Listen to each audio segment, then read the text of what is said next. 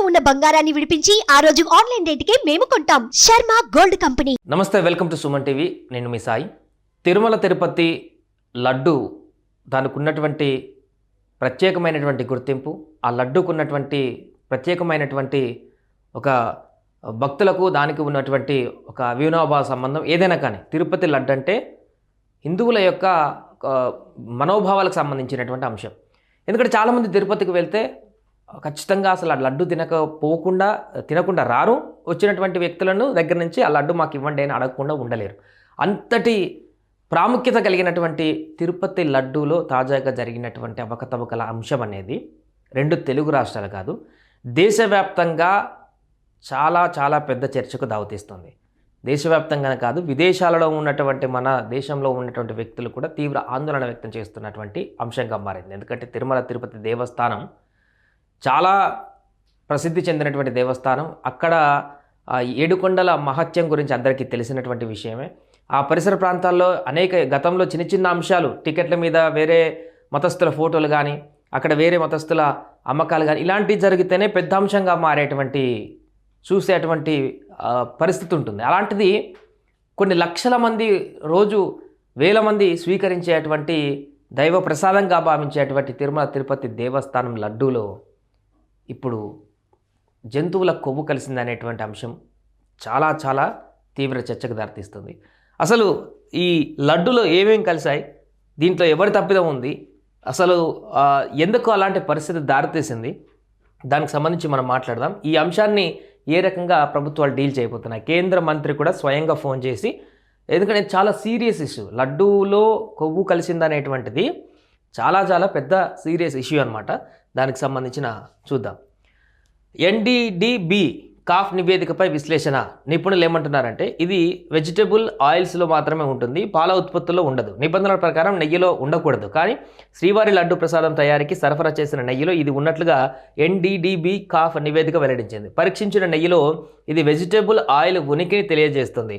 పామాయిల్తో నెయ్యిని కల్తీ చేశారని స్పష్టమవుతుంది.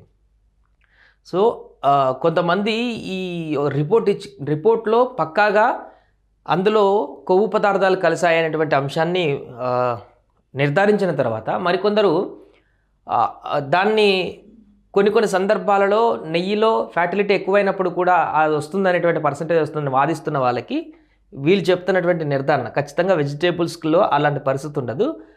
ఇది వెజిటేబుల్ ఉనికిని మాత్రమే తెలియజేస్తుంది. పామాయిల్లో నెయ్యిని కల్తీ చేశారని స్పష్టమవుతుంది అనేటువంటి విషయం అయితే స్పష్టం చేస్తుంది. ఇక్కడ పరీక్షించినటువంటి నెయ్యిలో అధిక పరిమాణంలో ఎస్ వాల్యూ 116.08 లార్డ్ ఉన్నట్లుగా తేలింది. ఇది నెయ్యిలో రావడానికి అవకాశమే లేదు. దీన్ని ఆనవాళ్ళు ఉండకూడదు, అయినా ఉంది అంటే ఖచ్చితంగా కల్తీకి పాల్పడినట్లే.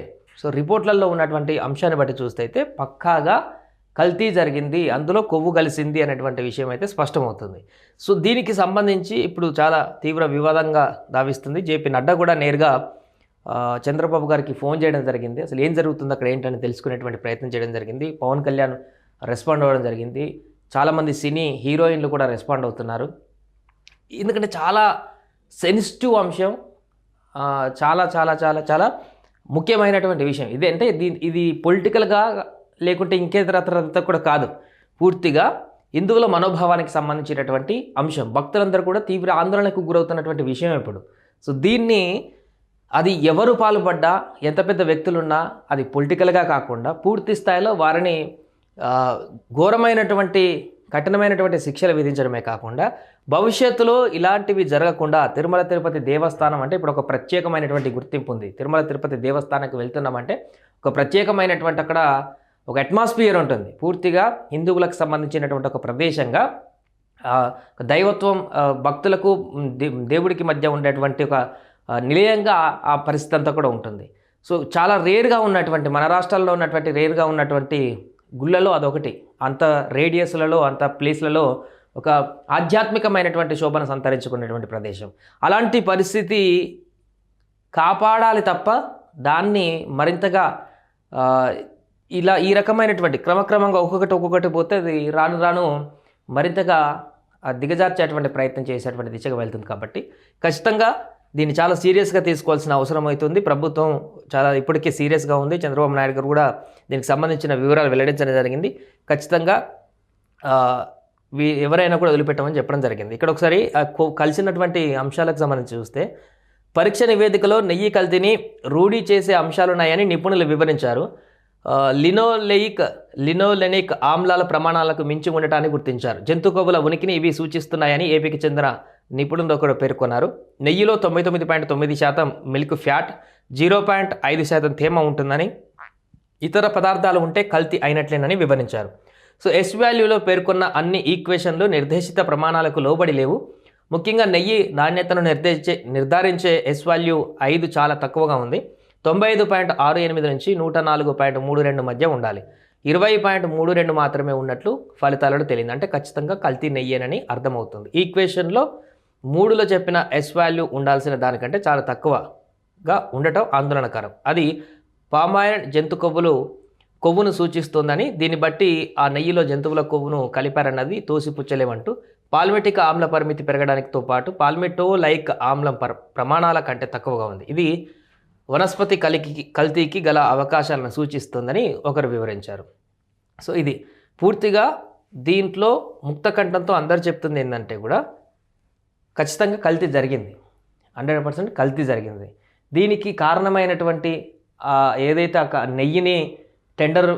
నెయ్యికి టెండర్ పెట్టినటువంటి వ్యక్తి, లేకుంటే ఆ టెండర్ని ఎవరైతే ఫైనల్ చేశారో అప్పుడున్నటువంటి అధికారులు వారా, ఏదేమైనా కానీ పూర్తిగా వారిని అరెస్ట్ చేయాల్సిన అవసరం ఉంటుంది. దీనిపైన పూర్తిగా ఖచ్చితంగా సీరియస్గా యాక్షన్ తీసుకోవాల్సిన అవసరం అయితే ఉంటుంది. అంతేకాకుండా ఇప్పుడు ఈ యొక్క అంశం బయటకు రావడంతో కొన్ని సంవత్సరాల నుంచి లడ్డూలు స్వీకరించిన వాళ్ళందరూ కూడా ఒక తెలియని ఏదో ఆందోళనకరమైనటువంటి పరిస్థితి, దాని నుంచి కూడా ఒక భరోసా కలిగించి ఇక నుంచి భక్తులకు మరలా లడ్డు స్వీకరిస్తే అది కరెక్ట్ ఉందా లేదా అనేటువంటి ఒక ఆందోళన, అయోమయానికి గురి కాకుండా చాలా బాధ్యతగా భక్తులకు నమ్మకం కలిగించేటువంటి విధంగా కూడా ఇప్పుడు చర్యలు తీసుకోవాల్సినటువంటి అవసరమైతే ఇప్పుడున్నటువంటి టీటీడీ అధికారులు రాష్ట్ర ప్రభుత్వం పైన అయితే ఉంది. సుమన్ టీవీలో మీ పర్సనల్ అండ్ బిజినెస్ ప్రమోషన్స్ కోసం కింది నెంబర్కి కాంటాక్ట్ చేయండి.